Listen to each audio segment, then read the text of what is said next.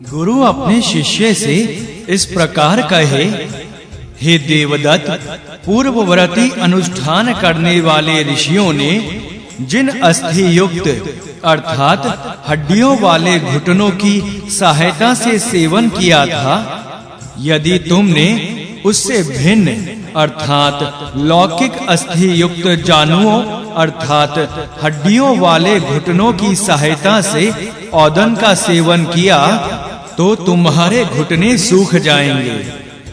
इसके उत्तर के रूप में शिष्य अपने गुरु से कहे, मैंने इस औदन का सेवन न पराढ़ मुख होकर किया है, न सामने से किया है और न आत्माभिमुख होकर किया है। मैंने इस औदन का सेवन देव के घुटनों की सहायता से किया है। उसे वहीं पहुंचा दिया है जहां उसे जाना चाहिए था। यह औदन समस्त अंगों से युक्त, सभी जोड़ों सहित और संपूर्ण शरीर वाला है। इस विधि से जो औदन का सेवन करना जानता है, वह समस्त अंगों से युक्त, सभी जोड़ों वाला और संपूर्ण शरीर सहित होता है। वह स्वर्ग आदि पुण्य लोकों में प्रतिष्ठित होता है। गुरु अपने शिष्य से इस प्रकार कहे, हे देवदत्त, पूर्ववर्ती अनुष्ठान करता ऋषियों ने जिन पैरों की सहायता से इस औदन का सेवन किया था, उससे भिन्न अर्थात लौकिक पैरों की सहायता से यदि तुमने इस औदन का सेवन किया तो तुम बहुचरी अर्थात निरर्थक बहुत चलने वाले बनोगे। इसके उत्तर में शिष्य अपने गुरु से कहे, मैंने इस औदन का सेवन ना तो पराढ़ मुख होकर किया है, ना सामने से किया है और ना आत्माभिमुख होकर किया है।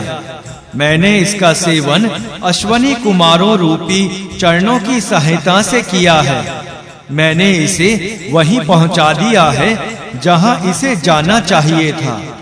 यह औदन समस्त अंगों से युक्त, सभी जोड़ों सहित और संपूर्ण शरीर वाला है। इस स्थिति से जो उस औदन का सेवन करता है, वह समस्त अंगों वाला, सभी जोड़ों सहित और संपूर्ण शरीर वाला है। वह स्वर्ग आदि पुण्य लोकों में स्थित होता है। गुरु अपने शिष्य से इस प्रकार कहे, हे देववत, पूर्ववर्ती अनुष्ठान करता ऋषियों ने जिन चरणांशों अर्थात पंजों की सहायता से ब्रह्मोदन सेवन किया था, उससे भिन्न प्रकार से यदि तुमने इसका सेवन किया तो सर्प तुम्हारी मृत्यु कर देगा। इसके उत्तर के रूप में शिष्य अपने गुरु से कहे, मैंने इस औदन का सेवन न पराढ़ मुख होकर किया है, न सामने से किया है और न आत्माभिमुख होकर किया है। मैंने इसे वहीं पहुंचा दिया है जहां इसे जाना चाहिए था। मैंने सविता देव के प्रपदों अर्थात पंजों की सहायता से उसका सेवन किया है। यह औदन समस्त अंगों से युक्त, सभी जोड़ों सहित और संपूर्ण शरीर वाला है। जो इस औदन को उस विधि से सेवन करना जानता है, वह समस्त अंगों वाला, सभी जोड़ों सहित और संपूर्ण शरीर वाला है। वह स्वर्ग आदि श्रेष्ठ स्थानों में स्थित होता है। गुरु अपने शिष्य से इस प्रकार कहे, हे देववत, पूर्ववर्ती अनुष्ठान करता ऋषियों ने इस औदन को जिन हाथों की सहायता से सेवन किया, उसके अतिरिक्त अर्थात लौकिक हाथों से यदि इस औदन का सेवन किया है, यदि उससे भिन्न अर्थात लौकिक हाथों की सहायता से उस ब्रह्मोदन का सेवन किया तो ब्राह्मणों की हत्या करोगे अथवा तुम्हें ब्रह्म हत्या का पाप लगेगा।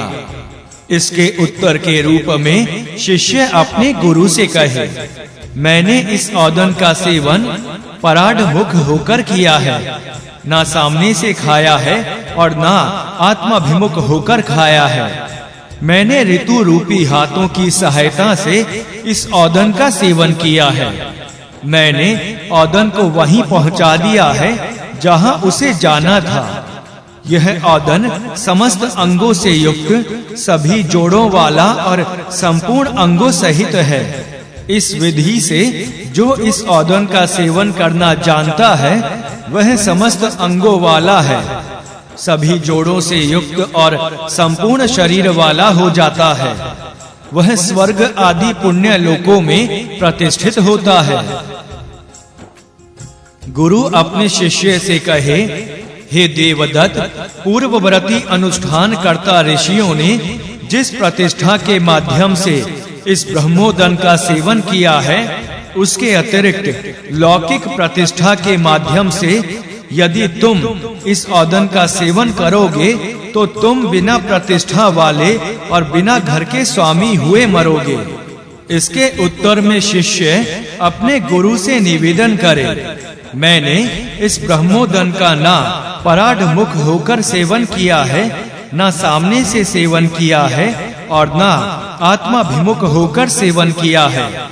मैंने सत्य में प्रतिष्ठित होकर उस प्रतिष्ठा के माध्यम से इस औदन का सेवन किया है।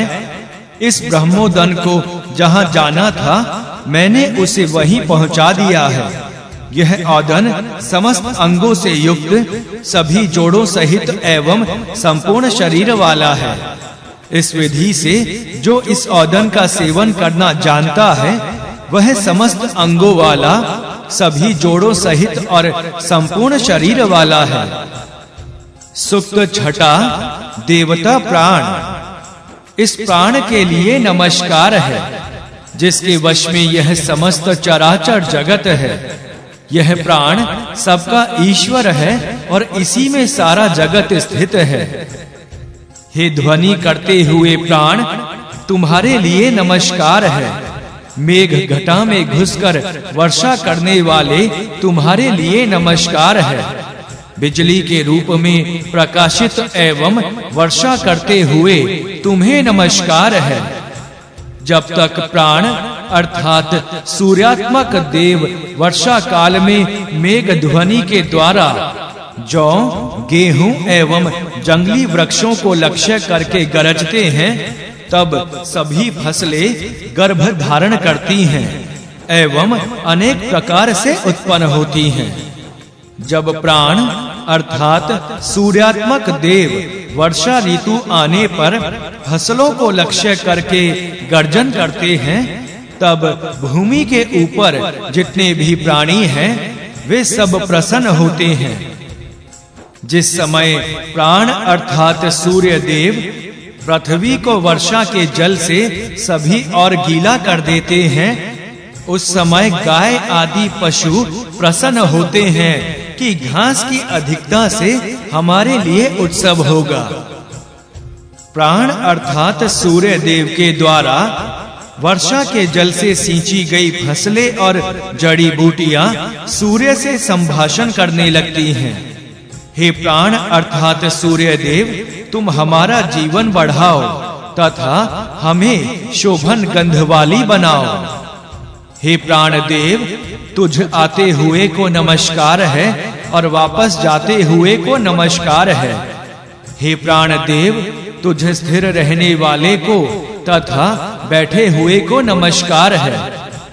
हे प्राण देव, सांस लेने का व्यापार करने वाले तुम्हें नमस्कार है तथा अपान वायु छोड़ने वाले तुम्हें नमस्कार है। अधिक कहने से क्या लाभ है? समस्त व्यापार अर्थात क्रियाएं करने वाले तुम्हें नमस्कार है।